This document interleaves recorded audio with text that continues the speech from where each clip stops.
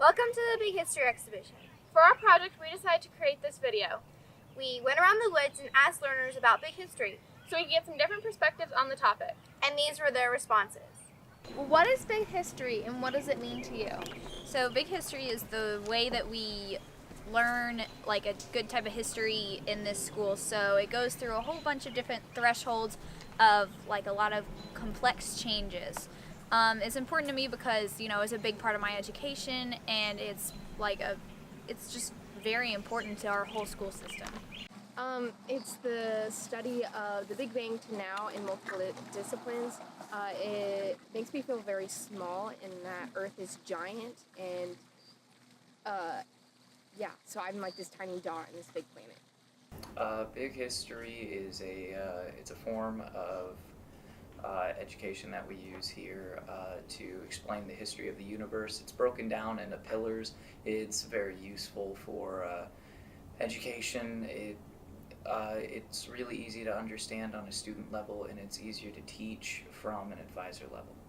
What are the advantages of a big history-based education? I believe it opens people to just the increasing complexity, as I stated earlier, as well as just the knowledge and a new view. You're able to see out farther than most people can.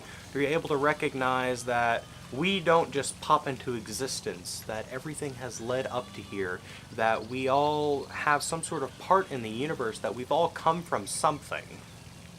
It helps it adds structure to what you're learning instead of just a bunch of different pieces. It kind of helps to bring it all together as one big picture.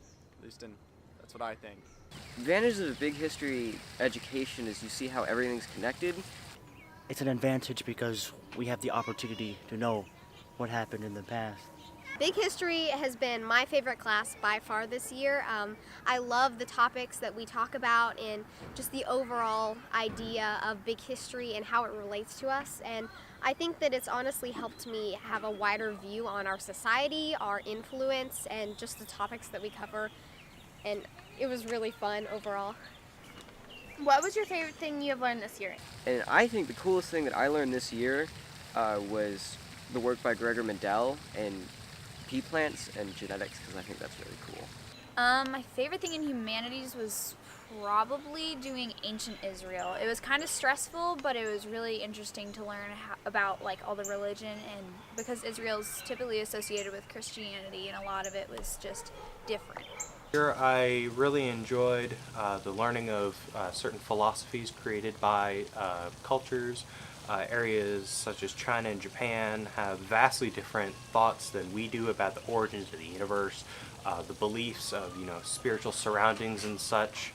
They believe, or not they, but other cultures also have different beliefs. It's just interesting to see how cultures have so many different beliefs that can all still tie in with one another and come back and still represent the same thing, just in different perspectives, which is I think what Big History focuses on, is just broadening our perspective and showing how things can relate. Do you think the Industrial Revolution had a more positive or negative effect on our world today? It has both a positive and a negative effect on our world, because it was very positive because it gave us a lot of our technologies in the Industrial Revolution. It gave us things like trains, which steam engines were the biggest thing, which really affected our world, but it also had a negative effect with factories. Factories are both good and bad, and they both have a positive and negative effect, and I feel like it's more positive than negative because it gave us a lot of things that helped us in our future. I think that if you're talking about like the socioeconomic world, it had a very positive effect because we were able to get businesses booming, markets are opening, but as like the ecologic view of the world, I think that no, it's really not, because there's so much more smoke in the air, there's pollution, you can't even walk past this creek without seeing a whole bunch of plastic. I think it had a negative, but on the world it had a negative, but on as humans, as a society, it had a very positive impact. I think that the Industrial Revolution has a great positive impact if we prevent the planet from killing itself, because the ecological harm that the Industrial Revolution has done is pretty broad and damning.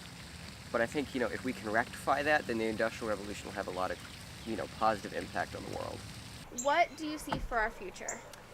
Well, as a society, we're going downhill in the use of our natural resources, and that scares me a lot. We aren't very eco-aware or sensitive, and I think that is a huge issue right now for our society as a whole and our Earth, and it's horrible. That we are starting to realize how we've made mistakes in the past, and we're starting to, as a community, and the younger generations are starting to realize that we can make a difference and we can make a change. And I think that this will start to have an impact on the older generations and help us to start to move towards a better, more sustainable future. For our future, I see sort of an enlightenment, sort of like there was during the Renaissance, where people began to understand new things. They didn't just see things and put them aside, but they now also see them and interact with those beliefs, with those thoughts, with those ideas.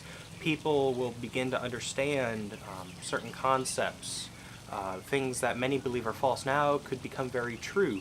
Things that many act harsh against can become very real to them now and become their passion. It's a thing where our people, such as Thomas Berry put it, we're going to end up moving into a sort of ecozoic age. We're going to become responsible for our planet not just as ourselves as individuals, but as a whole, as an entire community.